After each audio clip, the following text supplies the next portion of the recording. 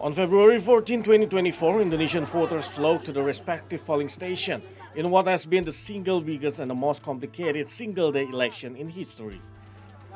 Later that day, quick count results from various reputable survey agencies seemingly confirmed the final decision of the election, and that is Prabowo Subianto and running mate Gibran Rakabuming Raka have won the election with a comfortable margin.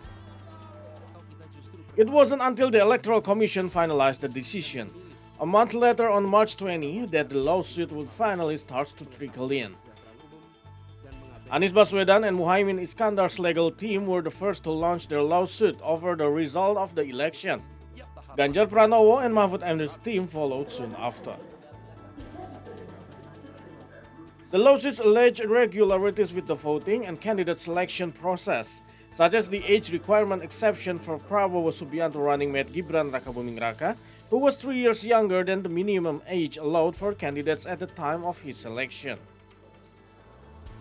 Allegations of voter intimidation were also launched, stating that the government assisted Prabowo by intimidating heads of villages across the country, as well as disbursing government aid during the election to persuade voters to vote for them. To prove their allegation, the plaintiffs requested the presence of 4 ministers, namely Finance Minister Sri Mulyani, Social Affairs Minister Tri Risma Harini, Coordinating Minister for Human Development and Cultural Affairs Muhadjir Effendi, and Coordinating Minister for Economic Affairs Erlangga Hartarto.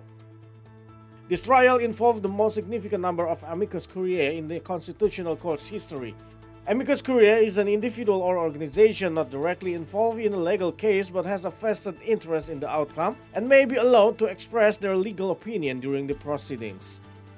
So far, only 14 amicus curiae have been considered by the court. The list notably includes the chairman of the ruling PDIP party, Megawati Soekarnoputri.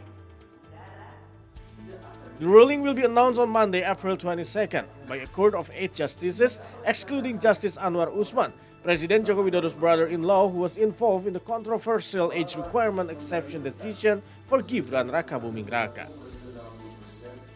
Various parties hope that the Constitutional Court can provide justice for all Indonesian people. Historical precedents will suggest that the Constitutional Court is highly unlikely to overturn the election results.